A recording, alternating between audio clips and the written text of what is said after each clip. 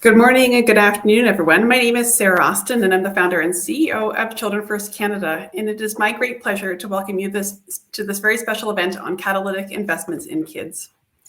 As a part of our commitment to our journey of reconciliation, we want to begin by acknowledging the land that we are all gathered on today. Our event brings Canadians together from coast to coast to coast on what is traditionally known as Turtle Island. And we are all on different traditional territories of many First Nations, Métis, and Inuit peoples. Today I'm in Calgary, Alberta, which is the traditional territories of the Blackfoot Confederacy, the Siksika, Kainai, Piikani, the Tsuut'ina, Iskia, and Stoney Nakoda Nations, the Métis Nation Region 3, and all people who make their homes in the Treaty 7 region of southern Alberta. I encourage all of you to take a moment to acknowledge the land that you are on and to recommit ourselves to our ongoing journey of reconciliation in the implementation of the TRC's calls to action. We want to start our event with a blessing from Elder Claudette Commanda, who is an Algonquin Anishinaabe from Kitigan Zibi Anishinaabe First Nation, who has dedicated her career to promoting First Nations rights, history, and culture. Elder Commanda, I offer you this tobacco, and I want to thank you for opening our time together in a good way. Miigwech. Thank you, Sarah. Thank you for the kind respect and protocols of the Algonquin people, the Anishinaabe, in passing of the tobacco, and I've accepted tobacco. And I know you will take good care of the tobacco that you are holding, and the tobacco will contain all the prayers that will be said for the work that you are doing. The prayers for the children first. We always put the children first. They are a blessing. They are our future. And we need to let them know that we love them, we care for them, and they are always in our thoughts and prayers. So thank you for taking good care of the tobacco. And I will hold this tobacco as I bring forward a blessing for the meeting, the work that you are doing.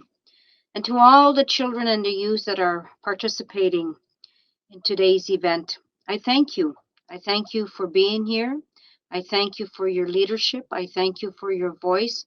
I thank you for your wisdom, and do know that you are so special and that you are indeed not only the leaders for tomorrow, but you are the leaders for today.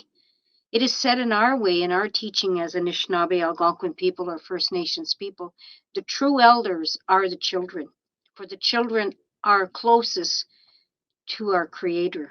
They are pure, they are natural, and they're so full of love. So the love that you have, in return, we have love for you. And indeed, this prayer will acknowledge your strength, acknowledge your courage, and acknowledge who you are.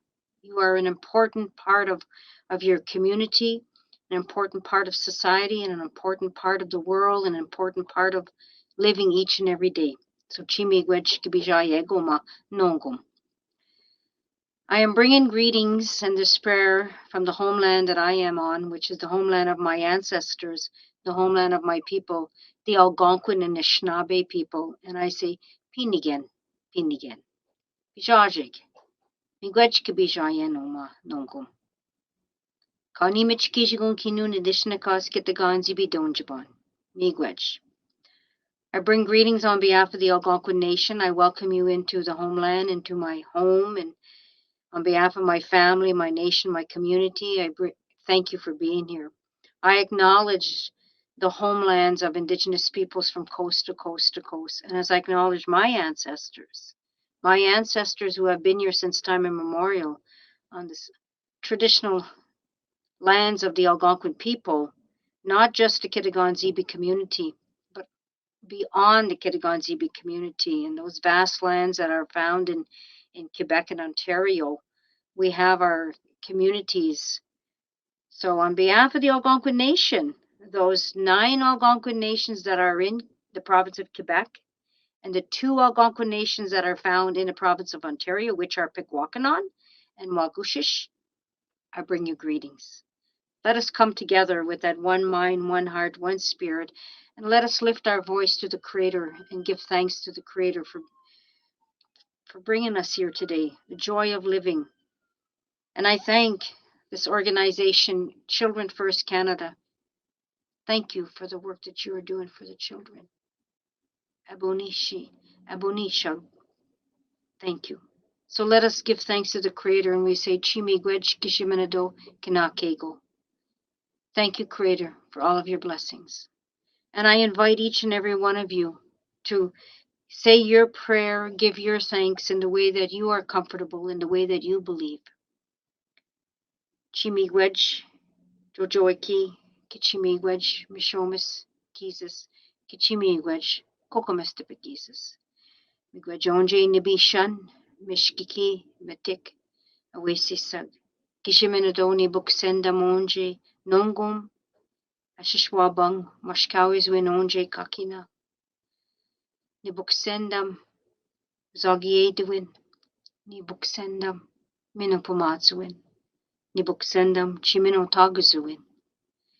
And Creator, we come together as brothers and sisters, people from all walks of life, from different communities, different nations, and we give you thanks for all of your blessings, as we thank our Mother the Earth for all that she provides from that water life, the plant life, the animal life, all that is above and all that is below, everything that she provides for us to live. We thank our grandmother, the moon, and our grandfather, the sun, and all those sacred elements that you blessed us each and every day with, Creator, so we may have this good life here on this place as we walk in this physical world. And Creator, we come together with that good heart, that good spirit, to acknowledge the children and pray for the children, that we keep them safe, that we provide the best for them so they may have a healthy and good quality life. And Creator, we thank you for the blessings of our children. And we acknowledge the children today as we acknowledge the children in those 7 generations who will come. As I acknowledge my ancestors, the first ancestors of this land, Nijen Wendaganago Mama Wenini Wag, and I thank those ancestors for being here. And Creator, I acknowledge everyone's ancestors. We must always remember where we come from and hold dear to our hearts our ancestors. We acknowledge the children who are now in that spirit world. We give thanks for their love and their kindness and for always helping us. And Creator, my prayer for all who are here today and for this organization, Children First Canada, to continue to bless them with the strength, Mashkawiziwin, to bless them, Creator, continue to bless them with Nibak Kawin, wisdom, and Creator, to continue to bless them with that courage, and Creator. And may today's meeting be filled with knowledge and good words, and that we set that example to our children and youth to show that we do care for them. And we thank you, Creator, for hearing our prayer. Thank you, Creator, for hearing our prayer. And so to the children, the youth, and to all participants for this gathering, Children First Canada, I know that your hearts are in a good place, and I know that your vision is in a good place. And I know the work that you are doing for the children is so important, and I commend you and continue doing that good work. And in this prayer that was said, we say this prayer to you as leaders. You're forging the path to ensure that we all listen, and we have a responsibility. Children first. All children matter. They are so special, and children are a blessing. Our youth are a blessing. In our Anishinaabe way, as Algonquin people or Anishinaabe nations, regardless what nation we come from, as the first people of this land, in our teachings, we always put our children first, always. Even in our ceremonies, even in our feasts, the children eat first, serve the children first. And our elders instruct us to do this. Yes, we acknowledge our elders and we have great respect for our elders, but our elders tell us the children must always come first. The children must always eat first. That nourishment belongs to the children because they are our today, they are our future, they are our nation, they are our elders. So Chimigwej, take good care and have a good gathering, good words to be shared today. And I look forward to hearing the wise words from some of your youth who will be moderating or presenting. So, Chi Miigwech, I thank you. Miigwech. Chi Miigwech, thank you so much, Elder Commander, for beginning our time together in a good way. And thank you all for joining us for this very special event. On behalf of Children First Canada, I'm very excited to be hosting this conversation about catalytic investments in kids and helping to reverse the damaging impacts of the COVID-19 pandemic. Children First Canada is a national children's charity, and we have the bold and ambitious vision that together we can make Canada the best place in the world for kids to grow up. Before we get into our conversation and the details of our program, I just want to go over a few housekeeping items today. This program is closed captioned, so you can enable that by clicking on the captions below in orange. And our program will have speakers in both English and French, so please select your language of choice, either English or French, also on an orange button below. In this virtual world, there's always a chance that there could be a technical glitch. So if that happens, you will be notified by email with a link to the new event. We'll also post to social media, and the details will be posted on our website. Thank you in advance for your understanding if that should happen. You will notice that the chat function is currently disabled. We will be opening up the chat during our Q&A later in the program, so please hold your questions until that time. We will also be asking a few questions of you as participants in the form of a poll. And when the time comes, you'll see that pop up in the chat. There will also be a QR code that you can scan. So you can either click on the link or scan the code and input your questions to your response to the questions in Slido. Today, we also have a graphic artist who will be capturing our conversation. James McNeish works with C Meaning, and he's joining us from Halifax in Mi'kma'ki, the ancestral unceded territory of the Mi'kmaq. Thank you so much, James, for being a part of this event today, and I can't wait to see the final result. Now, don't forget to help take this conversation beyond these virtual walls by sharing your thoughts and taking pictures and quotes and sharing them on social media using the hashtags #ChildrenFirst and #InvestInKids. Now, let's get on with the show. Today, we brought together an incredible group of leaders from the public, private, and charitable sectors. We're also joined by some incredible young leaders who are on the front lines of social change. Today, our goal is to put a spotlight on the enormous challenges facing children and youth resulting from the pandemic, and to catalyze big, bold investments to reverse the damage. While most pandemic restrictions have lifted across Canada, the impacts on children will be felt for years to come. The needs of children have increased exponentially and led to widespread violations of their rights, and placed increased demands on frontline children's charities, helping kids to stay afloat. Meanwhile, the charitable sector has experienced a decline of charitable giving of at least 12% this past year. We are facing a generational catastrophe that requires urgent and sustained support. And as Canada rebuilds from the pandemic, there is nothing more urgent than investing in kids. These investments need to meet the urgent needs of kids right now, but we also must invest in the systemic change that's required to make Canada a place where every child can thrive. Which brings us to our first polling question of the day. How do you think Canada currently ranks when it comes to compares to other wealthy nations for the well-being of children? Would you rank us in 10th, 15th, 25th, or 30th place? Input your answers and we'll see the results.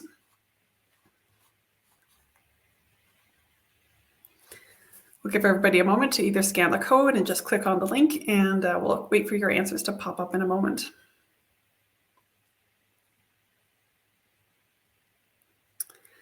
All right, it seems like we have a fairly even split. Oh, seeing more answers pop up. It seems like we have a good number of people, half of people ranking us. Oh, it's changing rapidly. Well, as those answers pile in, some of you may be surprised to learn that, in fact, Canada ranks 30th out of 38 wealthy nations for the well-being of children overall, according to UNICEF. And in a new report that UNICEF released just last week, Canada currently ranks 28th amongst wealthy nations for environmental well-being for children. So clearly, we have a long way to go to making Canada the best place in the world for kids to grow up and achieving our vision. This year, as we embrace or moved into or marked the second anniversary of the pandemic, we wanted to take the pulse of Canadians to see how kids were faring in our country. And we recently released a national survey that found that the vast majority of Canadians, in fact, a whopping 86%, are concerned about the future of children and youth in Canada, with more than 1/3 saying that they're very concerned. The survey also revealed that Canadians believe it's important for the federal government to spend more to help children and youth in its COVID-19 recovery plan. In fact, 3/4 said federal spending on children is important, with 1/3 noting that they feel it's very important. Which brings me to our next question for all of you. What is the one issue that has you most concerned about the future of kids in our country right now? Is it children's mental health, delayed medical care, delayed literacy or numeracy skills? Maybe it's racism and discrimination.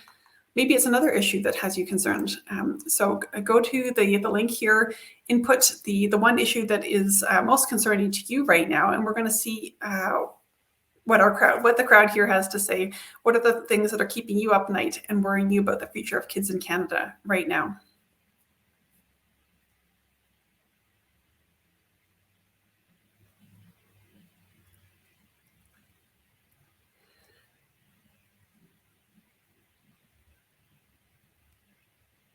So we're seeing mental health, climate change, climate crisis. Let's have a look here. Unfinished learning, anti-Black racism, the environment, poverty, grief, housing,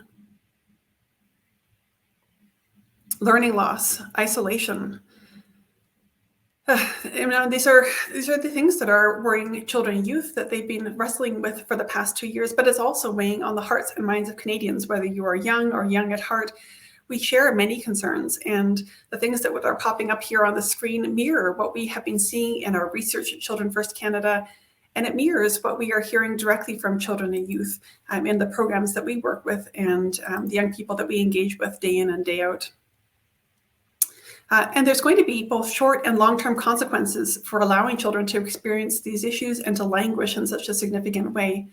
If we tally the economic toll of the things that you've just shared with us, the learning loss, the environmental threats, the discrimination and inequities, we're looking at a multi-billion-dollar price tag that Canada is paying for failing to act. Failing to act not only robs children and youth of a safe and healthy childhood right now, but is also robbing us of a collective, more prosperous and inclusive future for all Canadians. We know that investing in kids is a down payment on our future that will bear enormous social and economic dividends for many years to come. In fact, the future of Canada depends on it. So today I'm excited and thrilled to share the news that the Government of Canada has made a commitment of $250,000 towards Children First Canada's Raising Canada research on the well-being of children and youth in this country. This new funding will complement a very generous investment by TD for Raising Canada through the TD Ready Commitment for Adolescent Health and Wellbeing. Through this public and private sector collaboration and investment, Children First Canada will be developing a national research strategy to better understand the issues facing children and youth and involving them in the process to tackle the top 10 threats to children's health.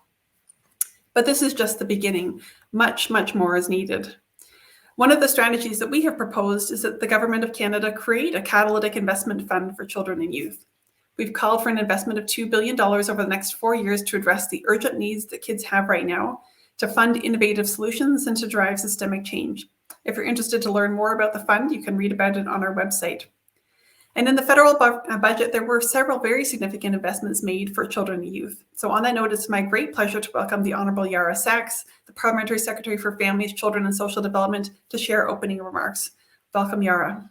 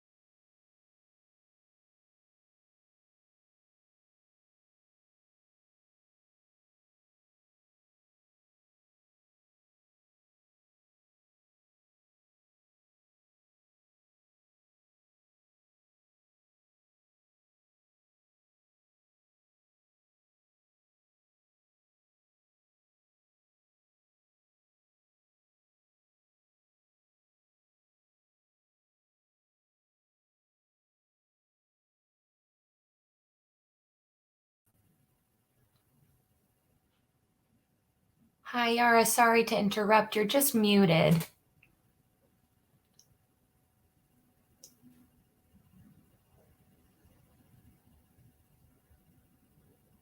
Try refreshing your screen, perhaps.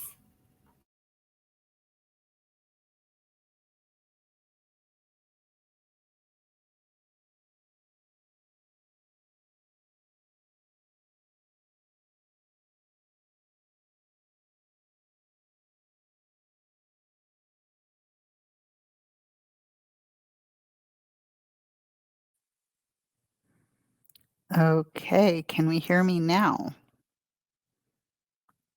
Yes, excellent. Okay, wonderful. I am so sorry to all our participants today. So, hello, I'm Yara Sachs. Sarah, thank you for introducing me. We had a slight technical glitch. Hope everyone's back on board. I'd just like to make an acknowledgement that I am sitting in Toronto, which is the land of the Mississaugas of the Credit, Haudenosaunee, Wendat peoples, and many other First Nations, Inuit, and Métis. We fall under Treaty 13, and I'd like to just honor and acknowledge the many First Nations who have paddled these waters and walked these sacred land here in the Toronto area. So we started this conversation with Sarah acknowledging that the pandemic has created so many challenges for all of us, and particularly our children and youth who've been disconnected from the resources and supports that they so desperately need and rely on a day-to-day basis, whether it's through their home, community services, or school environments. And I say that not just as the parliamentary secretary to Families, Children, and Social Development, but as a mom to two teenage daughters who we navigated together as a family, online learning and learning deficits and social deficits that have been a part of navigating through the pandemic. And we know this to be true for so many of you. You've expressed it in your own surveys, but also the Hospital for Sick Children of Toronto showed that between 50 and 70% of our Ontario children reported symptoms of depression particularly during the second wave of COVID-19. And we don't take that lightly. I want to express my sincere gratitude for the work that Children First has done and other youth serving organizations continue to do, because you've been doing it under particularly difficult circumstances during the pandemic. Resiliency, adaptation, innovation, and creating new ways to connect and support our children has been forefront on everyone's mind on how we keep our youth engaged and connected during this time. And I want to thank you, all the young people, including the Young Canadians Parliament, because you've been advocating and leading in innovations and positive change and how we can create impact. Supporting our children and youth, it really is about ensuring that every child gets the best possible start in life. Our children are, often I hear people say, our children are our best asset for our future, but you're also our best resource. And in knowing that, that's why we invest in children and youth, and why we're providing funding to community organizations and services that support children, that support youth, and support families through a wide number of programs and policies. And I'm pleased to share and talk about the investments that are tied to a particular program in addressing poverty. That was something that came up during the word cloud that we just saw.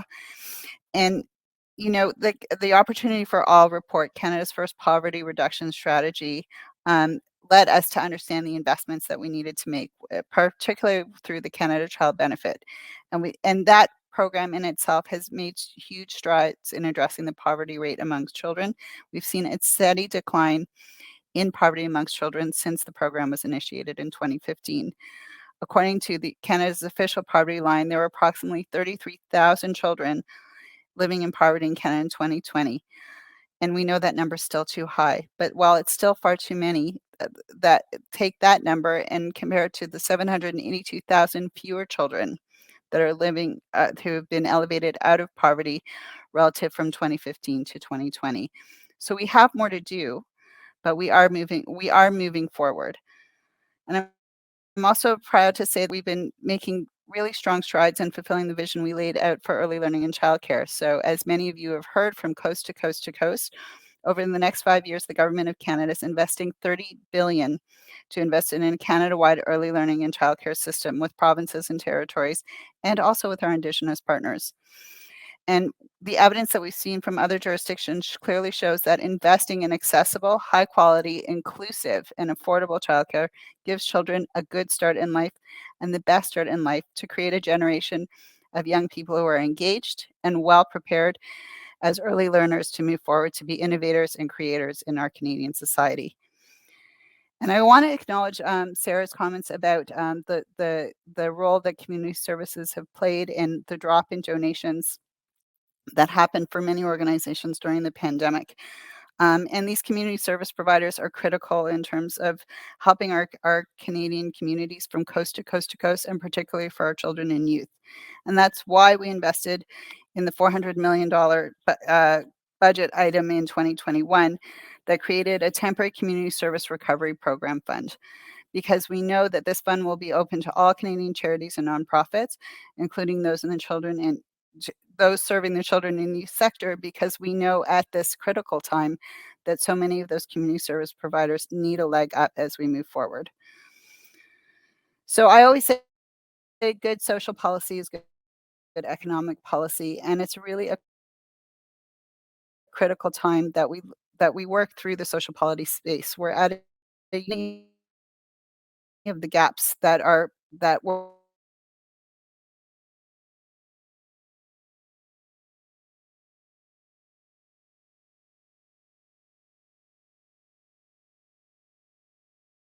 through the recovery phase, including now in this year's budget, through responses that can address you. So as you're aware, Minister Gould, who's our Minister of Families, Children and Social Development's mandate letter included a number of commitments to help address the ongoing needs of children and youth, including a commitment to ensure that your voices and the needs of children are represented in our government agenda. Your voices guide the work we do every single day, which is why today's event is so special and so important to people like me. Conversations such as the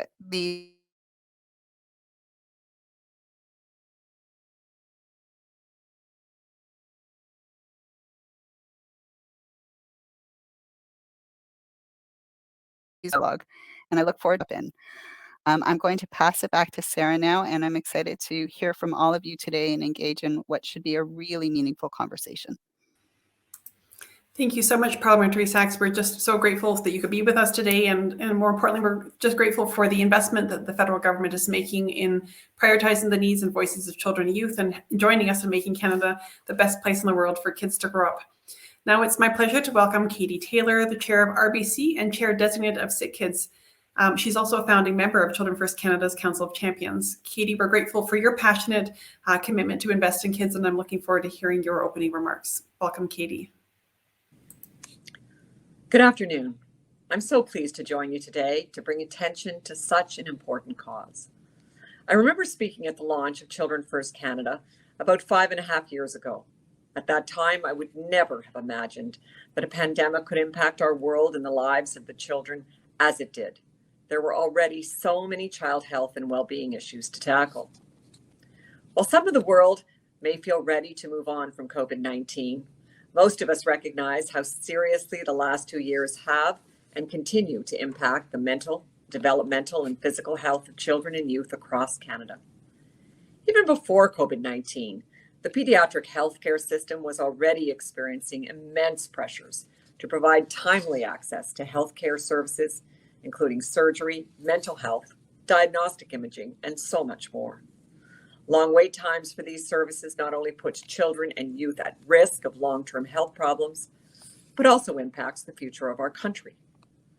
With these growing challenges, the urgency to support children and youth has never been greater, especially with the majority of Canadians expressing concern about the future of young people in Canada. Over the years, I've learned a thing or two about the importance of making solid, meaningful investments with high returns.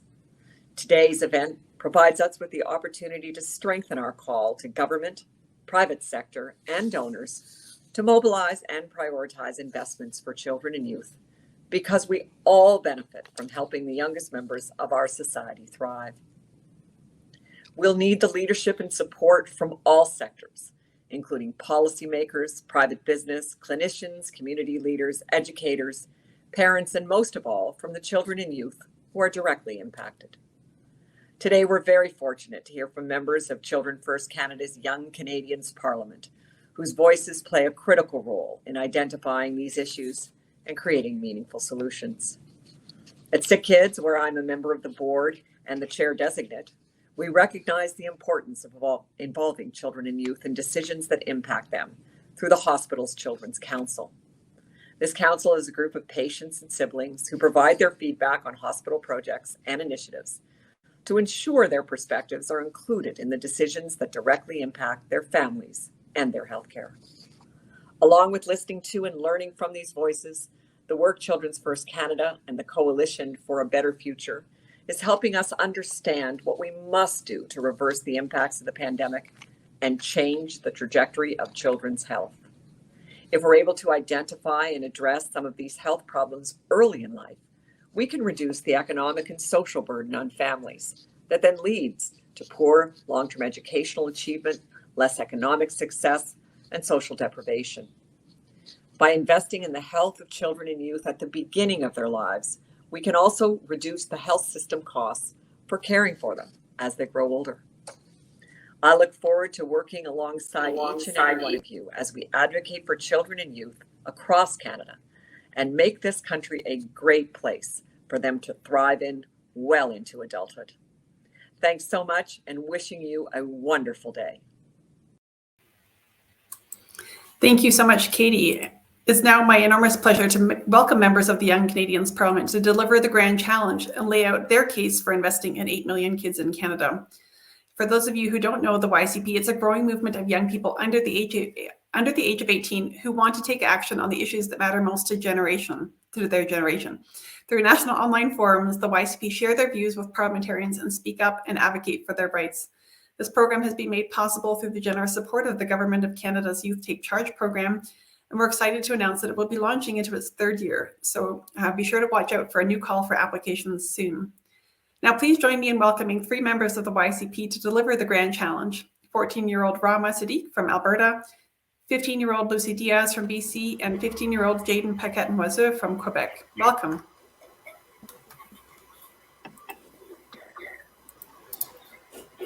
Hi, thank you very much for introducing us, Sarah. Over the past months, in CFC programs such as the Young Canadians Parliament, I have witnessed that youth in Canada have a voice about issues that concern them. Maintenant plus que jamais, les jeunes expriment leurs opinions après 2 ans de pandémie qui nous a tous affectés. The past 2 years have affected us all, and now more than ever, youth are expressing things that concern them in their lives. Throughout the past 2 years, youth in Canada have been subject to multiple restrictions and lockdowns. These events have marked children and youth in the country. A lot of youth have emerged from the pandemic with mental health issues, such as depression, anxiety, eating disorders, and other mental health-related issues. La situation des jeunes est inquiétante. Après 2 ans de confinement et de restrictions, on émerge de la pandémie. Mais à quel coût? Les outils mis à disposition des jeunes sont peu accessibles et ont une longue durée d'attente. Et maintenant, ce n'est pas assez. Wait times for mental health services are unacceptable. In certain provinces, they can reach up to 2 years. Just imagine what can happen in 2 years. I think we've all seen how much the world can change in just 24 months. Now imagine how much a young person's life can be completely flipped upside down while waiting for the help they need. As young people, there is an overwhelming amount of topics that are affecting us. As you heard, mental health is an important concern to many of us and is interconnected with many issues: poverty, COVID, and even climate change. Climate change is a very prevalent issue today. The future looks bleak, and it will be bleak if we are idle. Those who are most affected by this dismal future are us, the youth. We have no future to look for, to yearn for. It's causing more and more anxiety in youth, with every headline warning and showing the effects of climate change. There are youth out there worried that there is no hope, there is no future. COVID, as we all know, has caused a decrease in mental health in youth. Anxiety and depression rates are at an all-time high. Isolation, hopelessness, fear, despair, we are feeling this today. And still the government prioritizes other things. We cannot address one issue without addressing the other. We cannot try and fix COVID without trying to fix the climate. Helping the economy and fixing climate change do not have to be two mutually exclusive things. Why can't we address mental health, climate change, COVID, and the economy? Many people during COVID told themselves that they could live through this because it was temporary. I know I did. I told myself that I would live through this anxiety and this isolation because it would end. Climate change will not end. I challenge the government and the private sector to really think about its priorities. COVID has taught us to listen to experts, and yet we ignore the science of climate change. Youth are suffering and have been suffering for a long time. I challenge those here to think, can we really fix one of these problems, not the other? No. Youth are speaking out about climate change, about COVID, about mental health. It's time to listen and it's time to act. Climate change is a very important aspect affecting our youth today. But another issue that affected youth is the COVID-19 pandemic's effect on our education and the learning loss we experience from online schooling. Many of us have lost critical literacy and numeracy skills and don't have the support we need to catch up. We know that education is not necessarily a federal issue. However, as a young person, it is generally where we spend the most time. Online schooling has taken a toll on many of us, including lack of socializing, and the effect it has placed on teachers being able to learn and support our different learning skills. Although it is beneficial to be able to do school from home, many negative aspects are present in this way of learning, such as missing many crucial parts of learning that require physical communication and practice. Many children in Canada today are still recovering from the physical, mental, and emotional damages that online school has imprinted on them. To heal from the effects of online schooling, we cannot just say education is a provincial matter. Instead, we ask you to consider how you can contribute to helping us get better, since children are our future. 2 years of isolation and being taught in less than ideal environments has left us not only behind, but also worse off because of the mental and physical toll this pandemic has caused. If not addressed when we are still young, they will have long-term effects on our health, education, and economy. If youth are in trouble, then our future is in trouble too. As COVID-19 has affected schooling, it has also harshly affected small businesses and families, with young children all over Canada. Many small businesses closed because of the COVID-19 pandemic, and because of this, food insecurity and poverty have increased. Many children whose families thrived on these small businesses couldn't get much access to basic needs, such as food, clothing, housing, etc., which simultaneously led to food insecurity and also caused some families to end up homeless. These effects of COVID-19 are very hard to overcome. Although there was government support during the pandemic, helping families get out of the pandemic is still an ongoing and growing concern. Helping families get out of the pandemic is still an ongoing and growing concern today. Families with young children have also had tough times with this pandemic, as they were unable to perform their jobs and take care of young children. Specifically, small business owners with young children have had a major tough time throughout the pandemic, and some families are still trying to recover without being able to fund for their families and take care of their young children. Parents and guardians have had to make some very difficult decisions. No parent should have to choose between keeping a roof over our heads or putting food on the table. We would like to ask the government to provide support for these families to recover from the hardships that this pandemic has put on them. As young Canadians, we challenge the adults who are listening, no matter what your job title may be, to pledge investment in children and youth from coast to coast to coast. This situation has gone on far too long. It's time to do something about the multiple factors that have affected us in the past 2 years. No longer can we leave these issues untouched. We need action. Greater funding to increase access to mental health services is imperative. Access to quality information is vital. We need more food banks and financial support for families and youth in poverty. Carbon emissions must be lowered, starting by holding polluting companies accountable. We need your support for youth leadership programs like YCP that allow us to take action on the issues that are affecting our lives. We need this. Youth all across Canada need this. We hope that you will introduce new bills and invest in new programs to reverse the toll the pandemic has taken on us. Don't delay in acting. Start today. Because if children and youth are in trouble, then our future is in trouble too. We propose the idea of starting by making an impactful investment in children to help us recover from this pandemic and to help make Canada one of the top most best places for youth to grow up in again. If children prosper, then our future will be prosperous because we have the chance to thrive. Isn't that what we all aspire to do?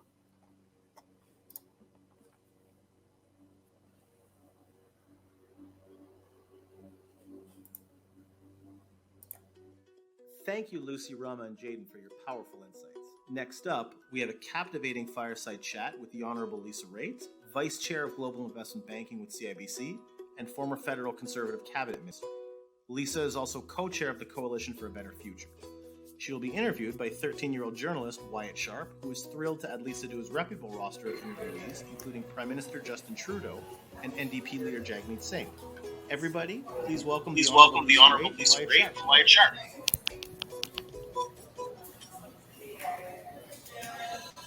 All right. Hi, Lisa. Hey, Wyatt. How are you? Well, thanks. How about yourself? I'm doing well today. Thanks for interviewing me. So good morning and good afternoon, everyone, I guess kind of depending on where you are in the country. I'm thrilled to be here today and obviously joined by the Honourable Lisa Raitt to discuss the future of children in Canada and the urgent need to address the impacts of COVID-19 on children. So we'll dive right into it, Lisa. So I guess just starting off, I'm kind of curious to know, as I'm sure many of the people who are watching and who are a part of this call today are as well, as a parent, but obviously also a prominent leader. You're the vice chair of global investment banking at the IBC. You're also a former federal conservative cabinet minister, former MP for Milton. So a prominent leader in politics and also in the private sector. What do you see as some of the most pressing challenges facing children and youth as they recover from the COVID-19 pandemic? Oh, thanks, Wyatt. I appreciate the question. What you did mention that I'm a mom, and that is the most important, I guess it's the most important data point that I get. So my son, Billy, is going to be graduating from high school next week. And as a result, I've seen a lot of him and his friends in the past couple of months talking about the impacts that COVID have had on them. And they are significant. There's lots of kids who are going to go on and do a 5th year of high school because they felt that they didn't get enough out of the 4 years that they did, especially since 2 years of them were actually being done from home. And the second thing is, I find it really interesting that mental health is of such high prevalence, and I really think we have to understand that more. We really do have to understand exactly what has happened and why kids are impacted in such a way, because it has a huge knock-on effect going into the future. And I agree with all the speakers before that understanding what's happened now and dealing with it, I think is going to be the most important thing we can do for our country and for our economy, quite frankly. And then just, I guess, going forward from your perspective, why do you believe that the public sector and the private sector should invest in helping address the impacts of COVID-19 on Canada's youngest citizens, and what do you think some of those investments could be? Again, I want to thank everybody who spoke beforehand, because they really did set out the fact that we have to work together. And Katie kicked us off today, and she mentioned the Coalition for a Better Future, and I'm a vice chair, a co-chair of the Coalition for a Better Future, which is not political. There's a Liberal cabinet minister, a former one. I'm a former Conservative cabinet minister. We're working on this together because we know that long-term economic growth is going to be really, really important for the country to do all the things we want to do. But that kind of growth has to make sense. It has to be inclusive growth. It has to be sustainable growth. And it has to be one that's good for everybody who's involved. It has to be something that creates jobs, it creates career paths for everybody, and that we're all in together. It can't be the growth of the past that really excluded some folks. We have to make sure going forward that we've got long-term growth that makes sense for everybody. So what I do in my role at the coalition is we are going to set out what we think are the things that will let us know whether or not we're doing a good job as a country on getting economic growth that makes sense. So for example, we have a scorecard. There's 21 things that we're going to measure on it. And one of those things we're going to measure is specifically seeing how many kids are in education, are in training, or in the workforce, because that'll allow us to see exactly what is going on in terms of kids not getting into the workforce. Like, why are they not going for jobs? What is happening to them? And if we keep track of that, we'll be able to give information to folks like Children First Canada,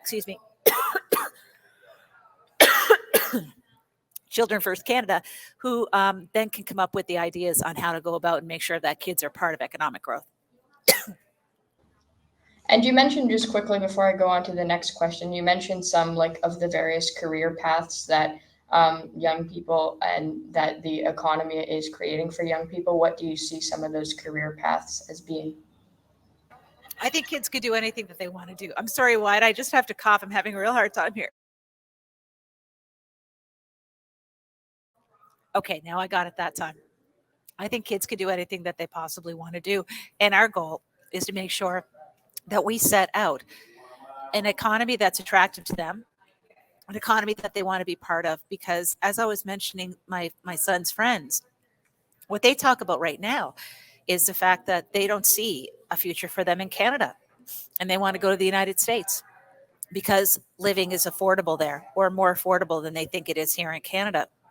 Just to give you a statistic, 82% of Canadians live in an urban center.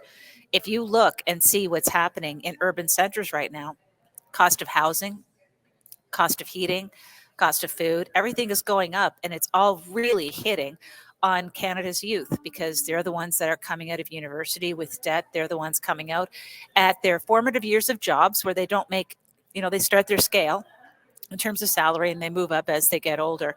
And those things really are impactful on them. So what we need to make sure that we're doing in growing the long-term economy is ensuring that folks know that they are going to have a place here in Canada and that they should be building their career and they should be thinking about their career here in Canada.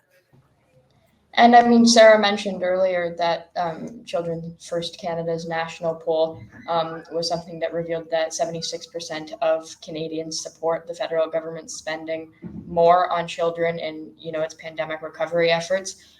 Is there a particular example of, say, a good public or private partnership that you've seen to help kids recover from the pandemic and obviously make Canada a more prosperous and inclusive society as a whole?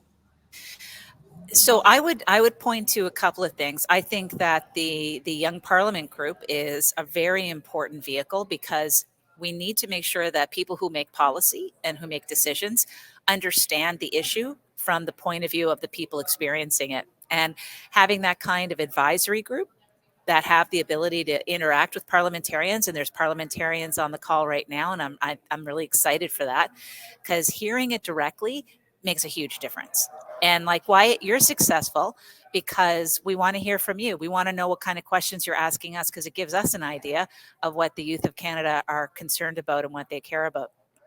At the Coalition, what we really want to do is ensure that we have a youth voice as well there. So that's why we're really happy that Children First Canada is part of the Coalition because they can help inform us in terms of what should we be looking at, what should we be pushing on, what should we be encouraging policymakers and corporate Canada to do as well. Those things are incredibly, incredibly important because it's not just about not-for-profits, it's not just about charity, it's not just about corporate Canada or the government.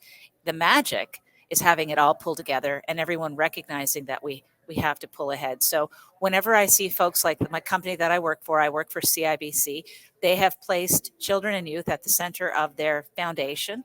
And that is something that we care about at CIBC. And I'm happy. And I'd love to see other companies and corporates do the same thing.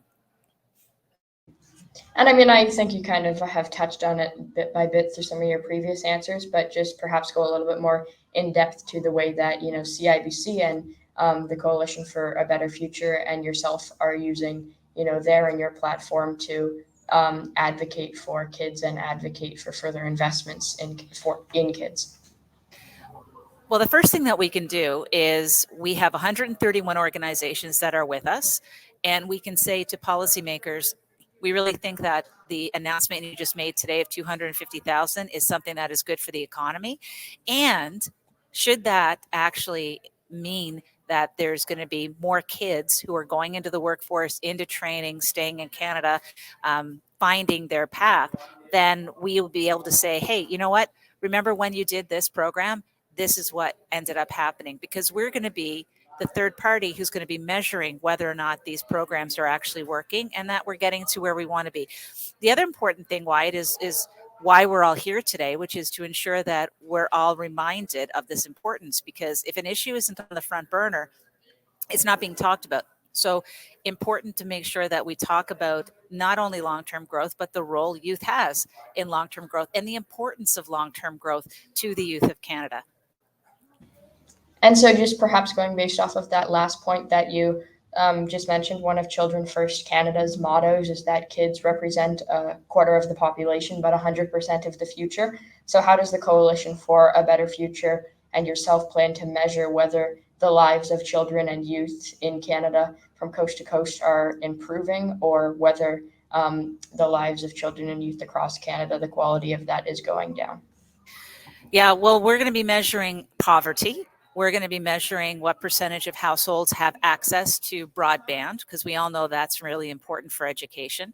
We're going to be measuring, again, employment. We're going to be measuring how well sections of our society, Indigenous, women, BIPOC, how they are faring in the workplace. Are they getting those senior management jobs? Because that's really important. And we're going to be doing this all the way out to 2030. And if we're doing well on these metrics by 2030, then we're doing great as a country. We would, like my partner, Anne McClellan, who's the co-chair of this, she will end up saying at the end of the day, we achieved it. We did exactly what we needed to do. And we're happy that Canada is now punching above its weight and is on the right path for long-term economic growth. And, there's a lot of folks who, as I said, 131 organizations are with us in this and wanting to push forward for long-term economic growth that's inclusive, that is sustainable, and that creates jobs.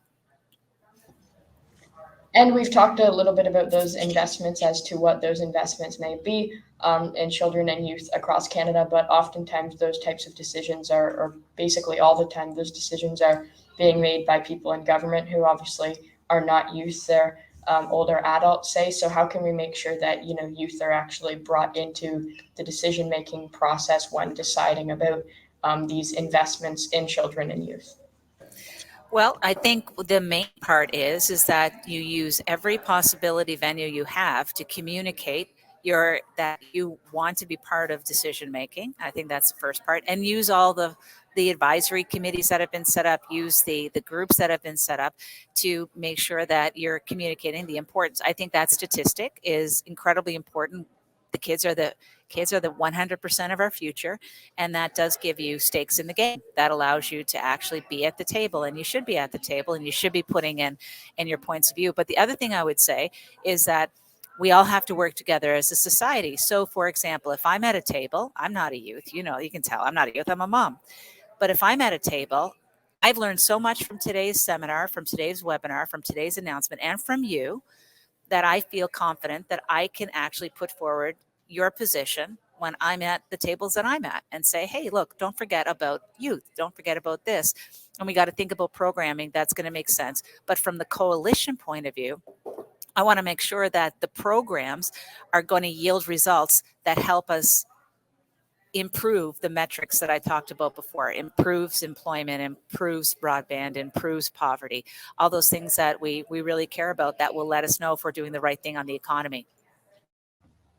All right, Lisa, well, that was our last question for today. So thanks very much. Obviously, your insight on these important issues, I'm sure people in the audience and the participants watching have learned a lot from it. So I'll go on to introduce our next speaker for today, Sylvie Bérabé. Sylvie est la députée de Abitibi-Baie-James-Nunavik-EU et porte-parole du Bloc québécois pour le désert, famille, enfants et développement social. Sylvie? Oui, bonjour. Vous allez bien? Bonjour à tous et à toutes. Il me fait plaisir de me présenter. Je suis Sylvie Bérubé, députée d'Abitibi-Baie-James-Nunavik-EU dans le nord du Québec, la moitié du Québec que je représente pour le Bloc québécois. Toute jeune comme vous, j'étais présente dans diverses activités, ce qui m'a permis d'être la première femme élue dans ma grande circonscription au Québec et au Canada. Je suis la deuxième plus grande au Canada d'ailleurs. Donc, il me va faire plaisir de répondre à vos questions et donc j'attends vos questions. Thank you. My name is Katie. My pronouns are she and her. I am a member of the Young Canadians Parliament. My name is Diana. My pronouns are they, them, and I am also a member of the Young Canadians Parliament. And my name is Jan. My pronouns are he, him. I am a member of the Young Canadians Parliament, and I'm a member of Children's First Canada Youth Advisory Council. Thank you to the members of Parliament for joining us today. We would like to ask you a few questions about the impact that COVID-19 has had on young people like us.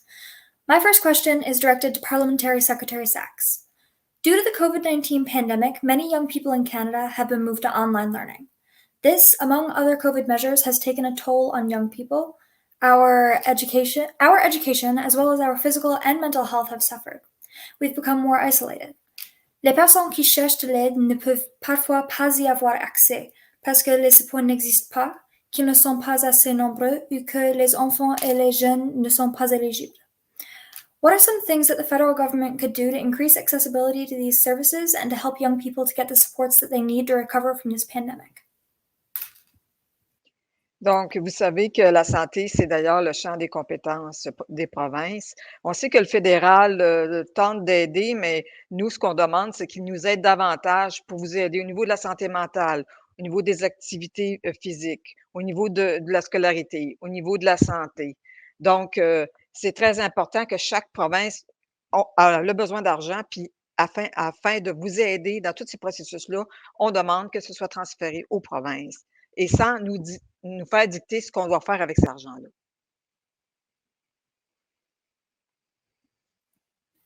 And MP Goodrich, what are your thoughts?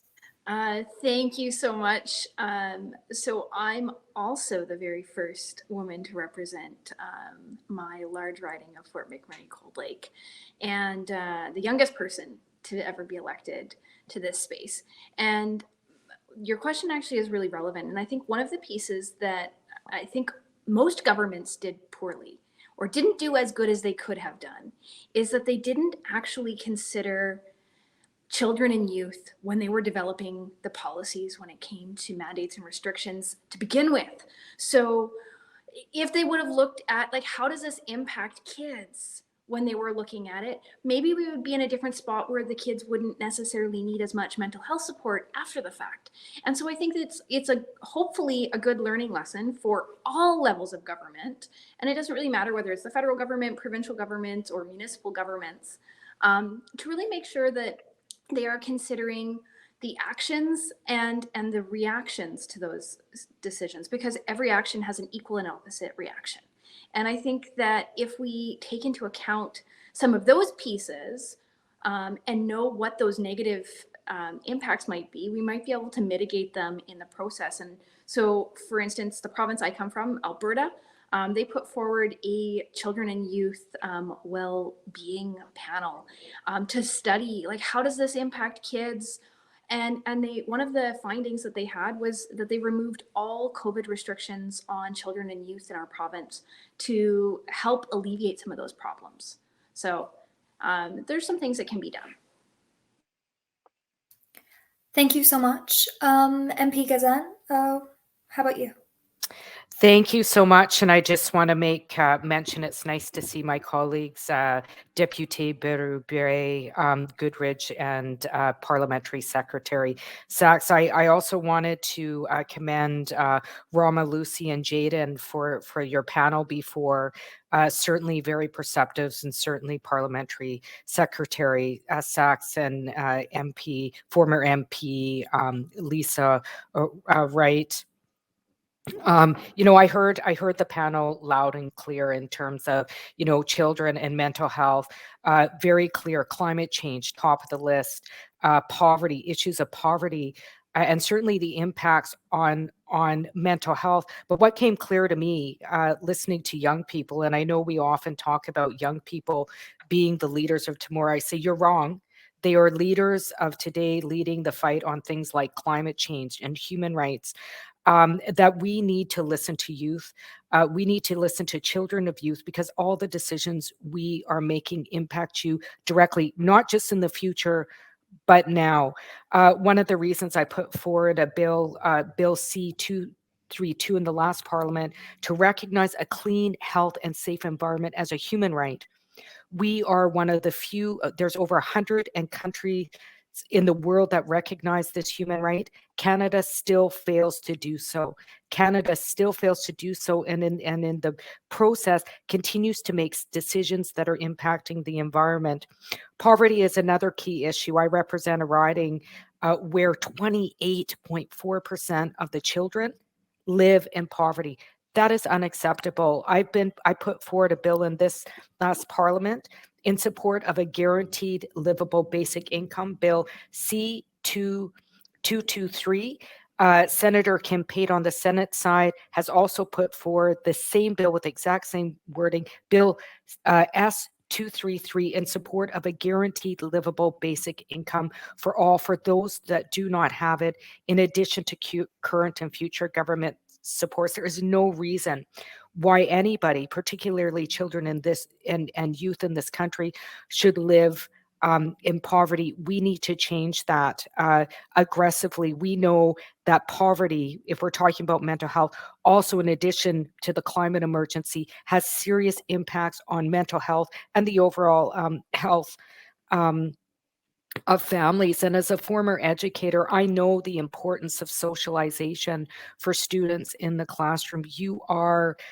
We are social beings. We are animals. Sometimes people forget we're animals and we are social beings. And it's important that we get to interact with our peers, even in our learning. That's such an important part of our learning. So I think at this time, as we are, things start opening up again, that it's important to follow public health. I would never go against public health. I am not a doctor. I'm not a public health professional. I am not a nurse. But at the same time, we need to listen to and balance out the voices of people who's impacting and find solutions that work, instead of coming up with solutions outside of the voices of people that are and persons that are most impacted by these decisions. Thank you so much for your answer. And Parliamentary Secretary Sachs, what are your thoughts? Okay, thank you so much, Katie, and thank you to all my colleagues who are here today. I can say for this panel, not only do we have fierce advocates on the parliamentary side with my colleagues here, MP Goodrich, Gazan, Berube, but we also have fierce advocates on our youth side, and I want to congratulate you for that. I'm the mom of 2 teenage daughters. I have a daughter graduating high school next week and another one starting high school in September. So Katie, going back to your question about COVID-19 and mental health in our youth, I think I'd like to circle us back there, because that's where we started with colleagues today. And I talk about it not just as the Parliamentary Secretary of Families and Children, but as a mom. You guys missed really important milestones over the last 2 years.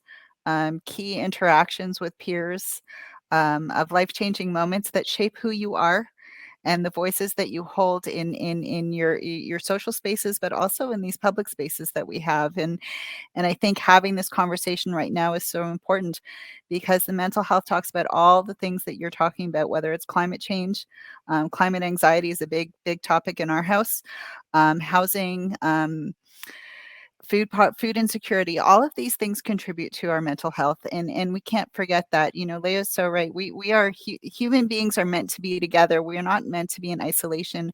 We are meant to be part of a village that supports one another, and lockdowns were the antithesis of that. And so where do we put kids' voices first? So first of all, this is a government that in 2015 created a Minister of Families, Children, and Social Development for that reason, because we knew that the voices of children and families really needed to be at the forefront of our policies.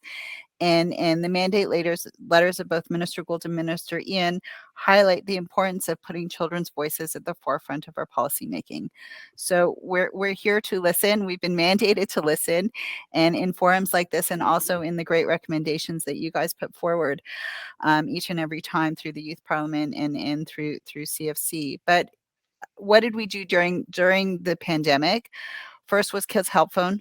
We made sure that there was an accessible line that met you guys where you are. You guys aren't on internet portals, you're on your phones. So we wanted to make sure that kids, and I have 2 kids that are on their phones too, so I know about this. We wanted to make sure that in terms of immediate frontline mental health services, that we are meeting you where you are. The other was the Wellness Together portal. And I want to talk about this because it's a big change. So normally the partnerships that we have, and MP Goodrich talked about this, and, a whole of government approach is also an all level of government approach. So, often we talk about provincial jurisdiction and federal jurisdiction. And for for our young people, you're not interested in the jurisdictions, you're interested in the actions that are taken from the top down and from the bottom up. So Wellness Together was unique in that for the first time, the federal government, instead of just transferring mental health dollars, became a mental health service provider. It's something we've never done before. And we created that in the online space and allowed for quick, immediate access to mental health services for everyone across this country, coast to coast to coast, for the first time ever, because we knew there needed to be an immediate response. We also knew that not everyone was accessing it that way, which is why we then created the app to go with the Wellness Together portal, because again, we want to meet people where they are, and where they are isn't necessarily on their computer. It's on one of these on your phone. So we want to continue to create access points for young people and for all Canadians in accessing mental health. And so in addition to budgeting for the Wellness Together program and so on, we also went on to look into a deep dive into what other national health programs, that mental health programs that we could look at. So not just looking through the mental health transfers, and I know my colleague Rideau from Quebec talked about the importance of those investments that we do on the provincial level, and they are important, but also as a federal government, we have the opportunity here to look at mental health innovations, or what are the wraparound services that we can provide or work with our provincial partners to create. And that's why we have a Minister of Mental Health now, because we understood that over the next 3 years, over $100 million is going to look at what are the mental health interventions that we can do in communities that don't just look at good mental health in terms of coping skills and resources of talking to someone or finding those outlets, but how are we looking at youth training and employment, and how are we looking at housing, how are we looking at poverty as well. And in a wraparound service center, we can meet our young people head on to see, where are you at today? Where are the different pieces of the puzzle that we need to look at to help you feel safe, secure, and supported as we move forward? Because mental health isn't just about one piece of the puzzle of how you're feeling today. The mental health space is one where we're looking at where you are now and where you want to go. You may not even know where that is today. And we want to make sure that you're resourced to have options in front of you to make the choices that you want, and make sure that your resiliency, your confidence, and your skill set are where we're investing in you as young people through education and other community services, so that you're thriving. Thank you all so much for your answers. Diana, I believe you're, yeah. Thank you. My question is, lots of people had trouble getting enough food during the pandemic, and at the same time, farmers struggled because of extreme heat, drought, fires, and floods. Kids are anxious about the future due to climate change, which people seem to have forgotten about because of the pandemic, but they are also worried about having enough food today. How do you propose we ensure kids have access to healthy food to eat that is also good for the environment? MP Goodrich, would you like to speak first, quickly? Thank you, and thank you, Diana. I think this is a very top of mind question. I know as we are going at this side of the pandemic, we're now seeing increasingly high inflation rates, which means that the cost of getting things is more expensive. So what it used to cost to buy healthy food is substantially more, and as those costs increase, it makes it that much more difficult for families to feed their family healthy foods. And so it's one of the struggles that I see, especially in my riding, where families are increasingly turning to food banks. And so one of the things I think we could definitely do quickly is to make sure that we are keeping healthy food accessible. When we have something like a carbon tax on fuel, that means that fuel costs more money. When fuel costs more money, it costs more money to bring food to communities. And then it means that that food is more expensive. And so those are simple solutions that my colleagues and I have put forward to try and make the cost of those kinds of items decrease, because without food, you can't really learn in school. And so in many communities, including in my own, there's schools that have, like Breakfast Club of Canada, that they've partnered with to allow kids to have access to nutritional food. But I think this is a much bigger question. Like, we really do need to look at what places is government making it more expensive to get food? And how can we get government to really reduce taxes on healthy food so that people can access it, so that we can grow up to be big and strong and you can focus on school? And I know we're running out of time, so I'll keep my answer short. Thank you, MP Goodrich. Deputy Berube?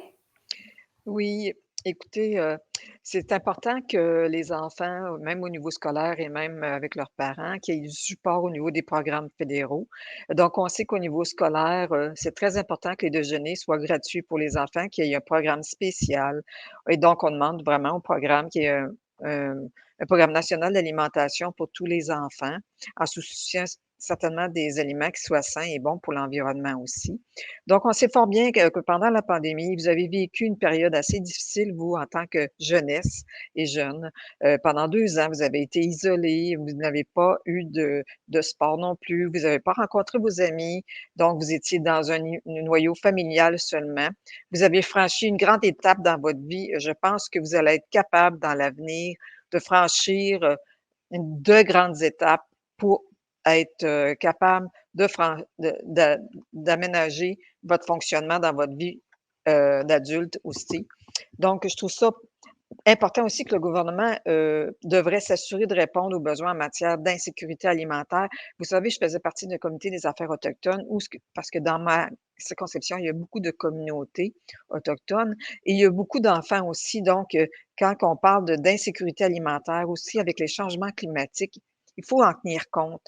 Et vous qui êtes l'avenir, vous allez pouvoir défendre ce niveau-là au niveau des changements climatiques et on le fait d'ailleurs, nous autres même au niveau fédéral. Donc, c'est un grand défi à venir et on se souhaite bonne chance. Merci. And of course, Parliamentary Secretary Sachs. Thank you so much, Diana. And I'll try and keep my comments short because I know we're running up against the clock here. So food insecurity is a real issue. And I'm not going to shy away from saying that because I think it's important. And food insecurity colors so much of our sense of security and well-being.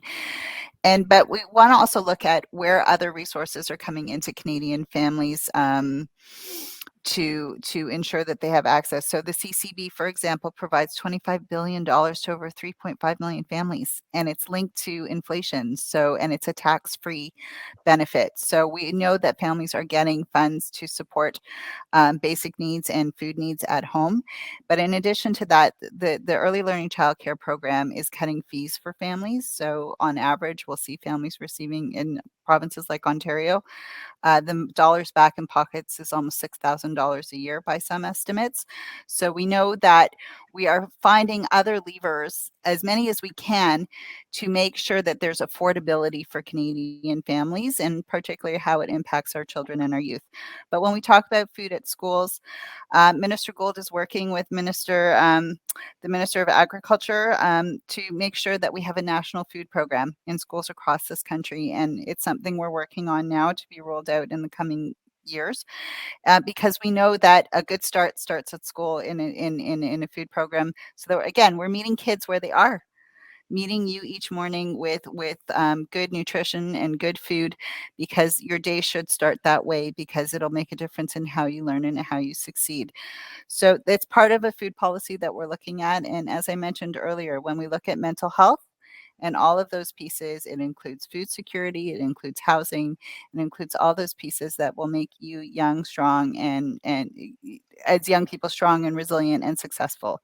So those are just some of the pieces to the puzzle. And I'll wrap it up there because I know we're running against the clock. What a great conversation. Quelle belle conversation. Thank you. Merci beaucoup to our esteemed panel for answering these questions. We'd like to pass it back to our hosts. Thank you so much for your participation today. It is conversations like these that continue to push advances with social development and women and gender equality.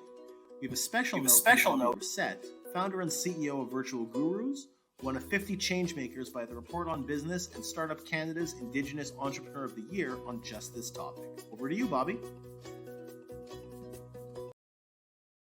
Hi, everyone. I'm Bobby, the founder and CEO of Virtual Gurus. Virtual Gurus is a tech company. We're located in Calgary, Alberta. I started it about 5 years ago, and now we have since scaled to being across North America, Canada, the US mostly, and we're moving into New Zealand, Australia, and the UK. I grew up in Regina, Saskatchewan with two of my moms. I was a wild spirit, so to say, and I became a little bit of a gypsy.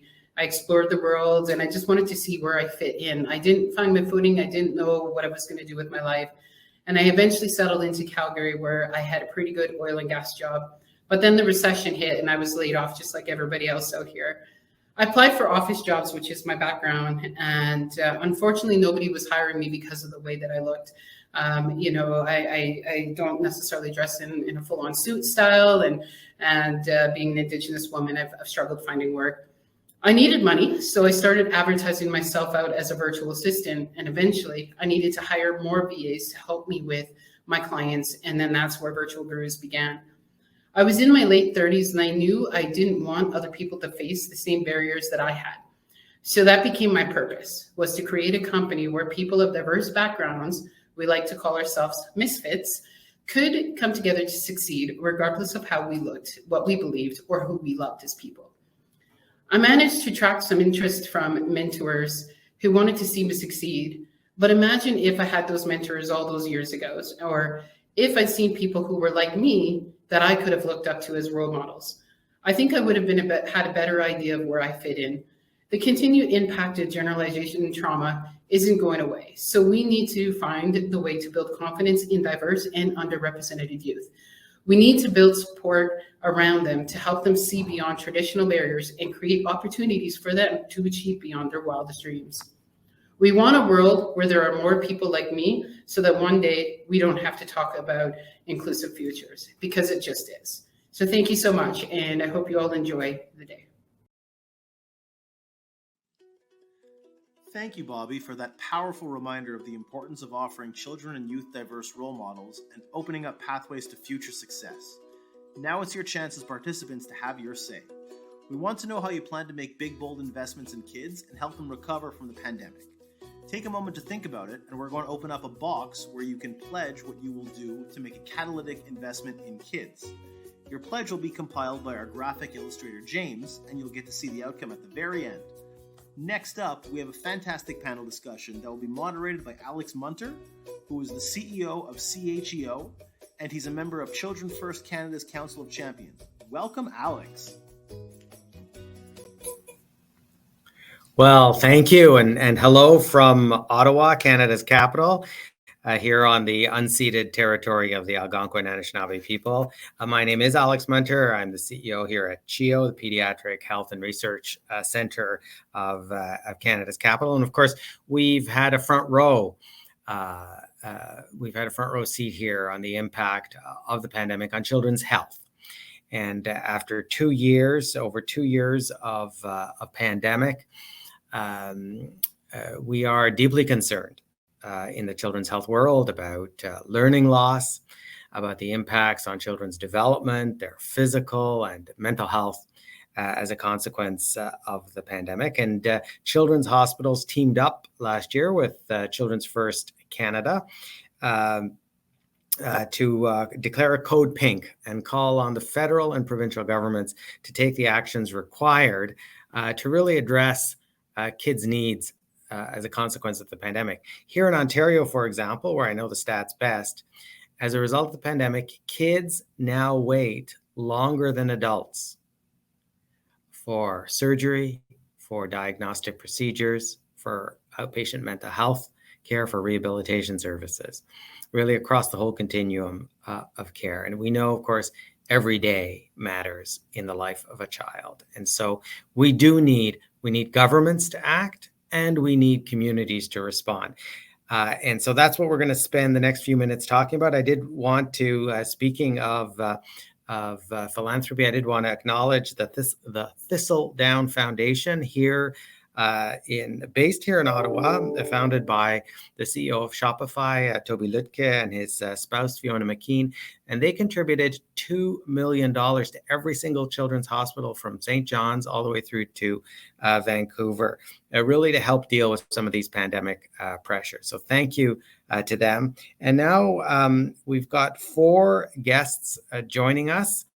And I'm just going to I'm just going to adapt a little bit our format, because we do have the Young Canadians Parliament, which is starting in 9 minutes. And so we don't have as much time as we thought we were going to for this discussion. So what I'm going to do, I'm going to introduce each of you in turn. And then I'm just going to ask you, because really this section is about hope. This section is about the fact that we all have power to make change. And each of you, all 4 of you, have been involved in making change and making things better for young people in this pandemic. So I'm just going to introduce each of you, and then I'm going to ask you what your message is, what you've been doing in your community, and then we will wrap it up. And I will start with Dahabo Ahmed Omer, who is Executive Director of the Black North Initiative. And maybe if you could tell us, Dahabo, what's your message of hope? What's your message of what's possible? Okay, so that's pressure's on. Alex, thank you for the warm introduction, and hello everyone. It's great to share the space with all of you wonderful people doing amazing work in our communities. Look, the Black North Initiative was started 2 years ago to really think about how do we eradicate anti-Black systemic racism from our society. And we know that, about 70% of the Black population, which is 3% of the Canadian population, is a young community. And so we have such a great opportunity to make impact in our communities for our young folks. And so our idea really is to create opportunities for access. A lot of our communities, unfortunately, have not had opportunities of mentorship, internship, employment, to see what are the possibilities that could exist for them. A lot of times the future is dark and dire. And so we said to ourselves, how do we open the eyes of our community? How do they see themselves part of the fabric of the society for a long term, be able to contribute to our communities, be able to have jobs, take care of their families? We know Black communities are very intergenerational, and very much like myself, started working at a young age and contributing to the bills at home. And so we know that still continues to be a reality. So for us, it's connecting our young population with corporate Canada and placing them in internship opportunities and mentorship. We've had incredible opportunities for scholarships with various banks and various other organizations. Everything is literally on our website. So for those young people who are watching this, one big thing in our community is people don't think that they're going to get an opportunity because it's been so hopeless. And so one big thing I always say is, please apply, because there are a lot of opportunities for you to meet different people in our communities and be able to learn from them, be able to be placed in jobs. You'll be economically stable. You'll be able to see yourself in opportunities you never thought were possible. And that's what we've been doing in the last 2 years. And we've placed hundreds of kids. And so it's been wonderful. And so I urge all young people to apply and get to know our programs. Thank you, Alex. Thank you. Excuse me. So just up the road from me, I can't quite see it. It's a little further than that, but is Rideau Hall. And we're joined also here in Ottawa by Teresa Marquez, President and CEO of the Rideau Hall Foundation. Hi, everyone. Thanks so much for inviting me. What a great day it's been. And Alex, thank you for your leadership in Ottawa on behalf of youth. So I'll be really brief. The Rideau Hall Foundation is a national charity based here in Ottawa, really focused on building a better Canada for all Canadians. And we're very committed to the full potential of youth, not just for tomorrow, but for today. So how can we work to really eliminate barriers to the full participation of young people, whether it is in sort of entrepreneurship or the innovation ecosystem through programs like Ingenious Plus, or eliminating barriers related to learning and equality of access when it comes to learning and skills opportunities, like programs like Catapult Canada. Or lastly, removing barriers to civic participation for youth. And that takes up a big piece of our work and really connects us to the work of Children's First Canada as well. How can we encourage more young people to get involved in their communities, to nurture that sense of kind of belonging and participation? So really happy to be here today, Alex, and I'll turn it back to you. Thank you. And of course, one of the Children First campaigns has been to lower the voting age to 16. So that would be also a way that we could involve and engage more young people in democracy and increase voter turnout, which, as we saw in Ontario last week, was abysmal. All right, from the West Coast, Simi Sahota, 17 years old from British Columbia, and you are a member of Children's First Canada's Youth Advisory Council, and I guess you'll be at the Young Canadians Parliament in a few minutes. What's your call to action as we deal with 2+ years of the pandemic? Yeah, for sure. So I've been part of CFC for quite a while now, and like you said, I'm part of the Young Canadians Parliament and the Youth Advisory Council. I've also have gotten so many amazing opportunities through this company. Like I've got to present at University de Moncton, talking about child rights. I've been working with Senator Moody's bill to establish a child commissioner for Canada. And I've also been in a couple of newspaper articles talking about our Raising Canada report, which has all been super important. Personally, I would always love to see more youth on the decision-making level. As much as we are important advocates more on the ground, I think it is important for us to actually be there in the rooms where decisions are happening. And honestly, a huge inspiration for youth and everywhere. It's hard to stay passionate and it's hard to stay driven currently, especially out of this pandemic, but seeing events like these happening right now, seeing youth getting to talk to so many important people, getting to see parliamentarians and just so many important decision makers in the same room coming together across Canada to talk about youth issues is honestly so inspiring. So I'd like to thank everybody for being here. That's awesome. I will come to you, Ashif, in a minute, but because I know, Dahabo, you have to drop off. And one thing we should have done while you were talking, so let's do that now, because you invited people to apply and you invited people to participate in the Black North Initiative. So how can they do that? So look, I would urge everyone to go on our website, which is www.blacknorth.ca. Also send us an email at info@blacknorth.ca. There are about 9 programs that are live, and they are all very much geared towards youth, whether it's in arts, whether it's in housing, whether it's in, getting jobs within the STEM sort of field. There's all sorts of programs that are available. And so, but again, on our website is great, but I know that a lot of times it's daunting to just go on a website and you probably have more questions. So we have stakeholder representatives that are available to support you. So sending us an email at info@blacknorth.ca will get you all the answers that you need. Perfect. Thank you. Thank you for that. Really spread the word. I think that's the other thing you want to tell people is to spread the word to everyone they know, right? Absolutely. Thank you for being here. And now we're going to go to Ashif Maji, who, in addition to honestly wearing the best shirt of anybody in this whole event so far, is also managing director of the Scale Good Fund and chair of the TELUS Friendly Future Foundation. And speaking of putting the money where their mouth is, quite a lot of investment to support vulnerable children and youth. Can you talk a little bit, Ashif, about the work that you do and the opportunities that and hope that it presents? Thank you. And thank you, Alex. Thank you, everyone. Proud to be part of the TELUS team in the role of chair as the TELUS Friendly Future Foundation. As you know, that was brought to life in 2018. We've got well over 100 million committed, pledge from TELUS. And as a matter of fact, we've invested over 30 million specifically in youth related causes. So we're super pumped within the foundation as to what the future holds, especially for our youth. We believe very strongly in investing in youth. And, as a parent of 2 young boys, I see them being very resilient, and the pandemic obviously took its toll on mental health, especially, but youth are very resilient. And so if we invest in them, we can expect really great outcomes. Within the foundation, again, we're doing some amazing things with innovation.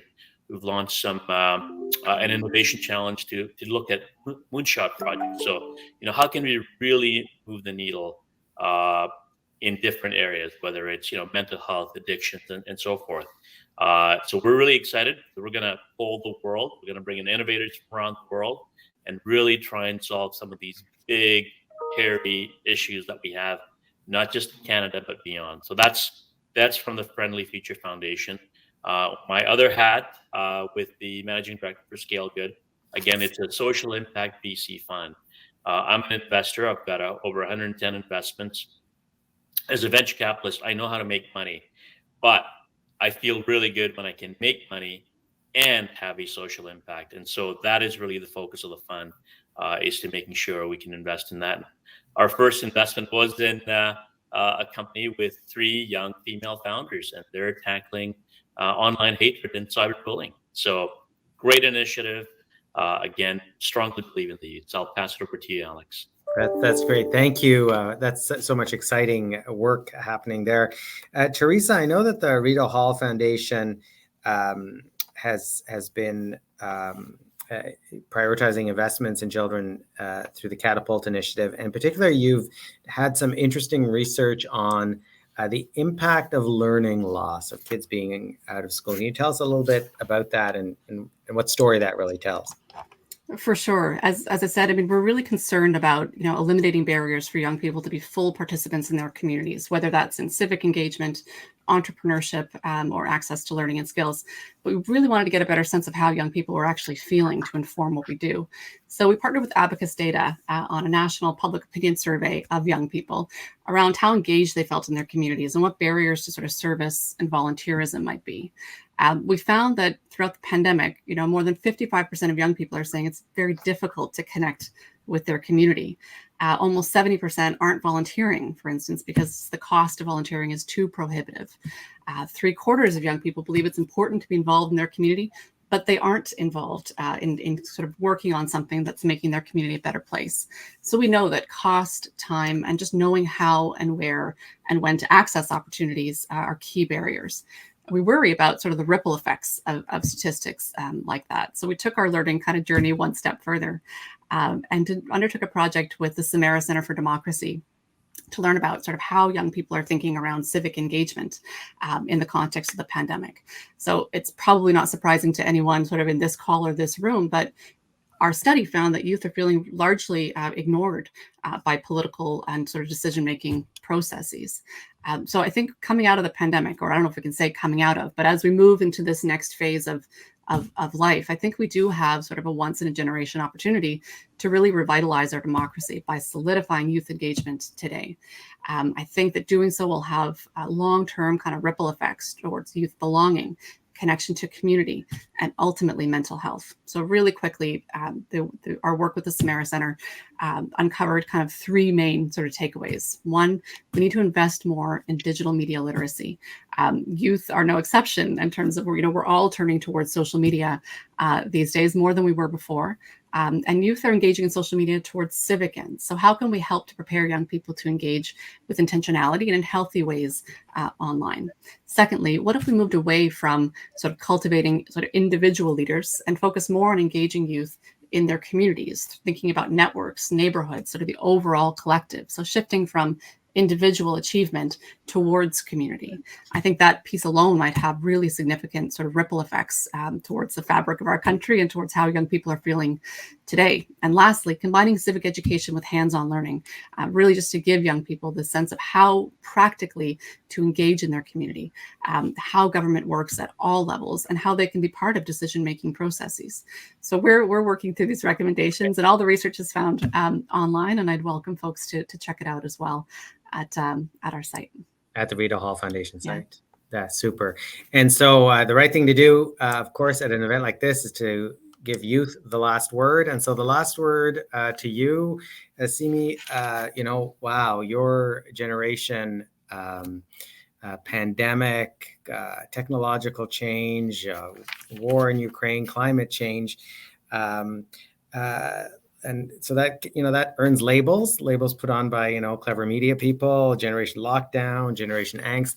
How would you like to be defined? How would you like your generation to be known? Well, personally, I think we as a society put too much emphasis on always trying to label and define things. As much as we were like a generation raised on tragedy and like challenges, we've also become a generation of change and leadership. We've also been exposed to so much polarization in the media that I find in our generation, it's hard to agree on anything, even like the most minuscule of things, it's hard. But despite myself originally disagreeing about labeling, I also think it's important to realize that this is a generation of duality. as much as we're obsessed with social media and all these little tiny things, we also are leaders of global movements, and we have these deep and hard conversations. And truly, our actions define who we are. But the issue with our generation is that our actions are so array that I find it's difficult to define it at all. And I know this doesn't quite answer the question, but there really is no easy answer. That's that. Well, and that's a metaphor for a lot of things, isn't it? So thank you to Asimi, Ashif, Teresa, as well as Dahabo, who had to leave early. And that's a wrap for this part of today's session. Thank you, Bobby, for that powerful reminder of the importance of offering. Thank you, Alex, for guiding this conversation today. Please now welcome Gail O'Brien, Chair of the Board of Children First Canada, to close us out.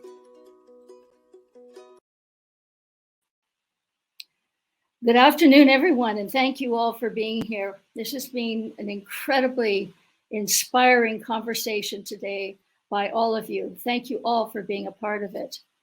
Our goal today was to bring together leaders from the public, private, and charitable sectors to discuss the challenges facing 8 million kids in Canada and to catalyze bold investments in the solutions the kids themselves envision, as we have heard today. There were many great speakers today and representatives of organizations, both in government, community organizations, and I especially want to thank the Honorable Lisa Raitt, who represents the Coalition for a Better Future, who has put the kids and their voices at the center of everything that they are doing, imagining Canada's future. As well, Katie Taylor, who reminded us that many of the horrific issues facing kids today are actually landing them in pediatric hospitals because they are so serious, like mental health. The kids themselves have been incredibly articulate and passionate in speaking about the issues that are impacting their lives: food insecurity, poverty, mental health, environment. And they know that it's time that they have a seat at the table so that they can express their rights and expect the adults of this country to address their issues. We heard about government leaders speak about the bills and their actions they are intending to take and the investments that they have already made. And we also heard the call to action in the final Kid with Kids saying that they deserve to be at the table. We really thank you all for your contributions to this event, and importantly, for your ongoing leadership and commitment to investment in kids. And so on behalf of Children First Canada, I also want to extend my deepest thanks to our generous funders who support our mission, making Canada the best place in the world for kids to grow up. Thank you to the Government of Canada, TD Bank, TELUS, Procura, the Calgary Shaw Charity Classic Foundation, SureCall, IG Wealth Management, Osler, Hoskin and Harcourt LLP, RBC and Triovest. And again, a special thanks to the Honorable Lisa Raitt and the Coalition for the Better Future, who have staked out their ground today by saying children are 100% of our future, and therefore we must listen to them carefully and hear their issues and their rights. Thank you again to all of you who have attended today and being a part of the conversation around improving the health and well-being of children in Canada. The input provided was incredibly inspiring, and I know it will lead to the investment and action required to that our kids are not only healthy today, but as many have said, will continue to be so in the future and equipped to take on their role as leaders of Canada 10, 20, and 30 years from now. Senator Landon Pearson famously said, a world fit for children is a world fit for all of us. And that world she describes, a world fit for children, both now and in the future, will require leadership and investment from us all. In fact, it is an imperative for the future of this country. So earlier, we asked each of you to pledge how you will invest in kids. I am pleased now to share with you the results, which will appear on the screen in front of you.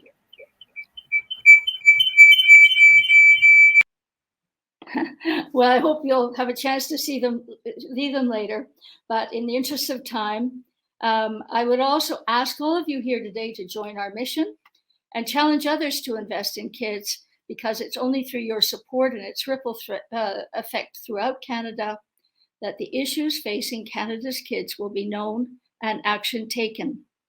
You might also consider making children one of your top 3 giving priorities this year, or consider being a volunteer or increasing your volunteer commitment to children's charities, or add a child and youth focused charity to your philanthropic giving, especially one that tackles one or more of the issues that were raised today.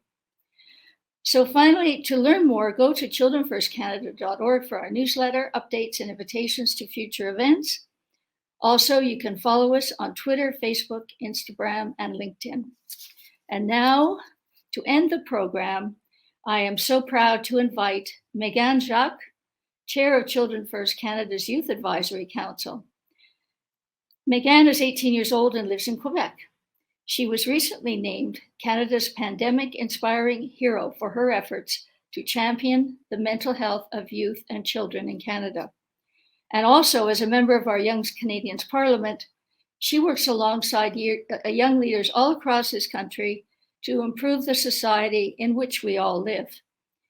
It is certainly fitting that she have the final word. So, Megan, over to you. Thank you, Gail. As you have mentioned, I have the chance to work alongside incredible youth from coast to coast to coast, and altogether we really try to shape the world into a place where we can just be children and develop into a successful adulthood. If you've kept informed during the past few years, and even more so during the pandemic, you all know that you'll have a return on your investment if you invest in youth.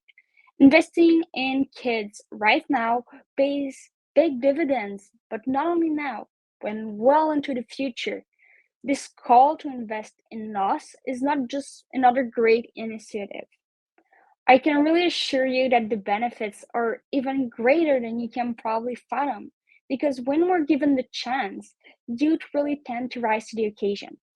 No matter the challenges that we face, we're already on the front lines leading climate, health, social injustice movements, organizing food drives, and encouraging common wellness and equity. We make up 25% of the population right now, but we're also 100% of the future. So better lives for us is actually better lives for all. Perhaps I can speak on behalf of all the young people in Canada for just a moment. And that is to actually thank each of you for taking the time to be with us for this event. Whilst we really do need big and bold investments in youth to make change happen, it's also critical that we remember that each of you has the capacity to make important investment on a daily basis, just like you did today being here with us. You have to remember that discussions, engagement, and actions as a community are what will help pave the way for real changes. This means investing in programs and projects that can facilitate this to happen. It means truly listening and working with young people to make changes in legislation as well. This is what it means to make catalytic investment in kids. So let's just take a moment and appreciate what we've done today. We've had young people, leaders from multiple sectors, parliamentarians, business leaders, activism, parents, and we all sat together and reflected on how we can improve this situation. So today, by coming together, we've just thrown a rock in a pond. And I have a feeling that the ripples from this will be tremendous and extremely positive. As my favorite musical, Hamilton says, life, liberty, and the pursuit of happiness. We fought for these ideals and we shouldn't settle for less. It's the very essence of Canada that we have a democracy that is strong and proud. We're a proud country that protects the right of all its citizens, including young people. Hence, it's a necessity in order to honor our past, to invest in children and in the future. That's the legacy that has been passed on to us. It's planting seed in a garden that we might never get to see, but ensuring that beauty, equity, and life will keep on prospering after all of us, for all the generations that are to come. And that starts today with your pledge and all the pledges to come from those around you. Thank you once again for being here with us today, and do look out for a copy of the pledge. Maybe post it somewhere as a daily reminder for yourself and others. Thank you.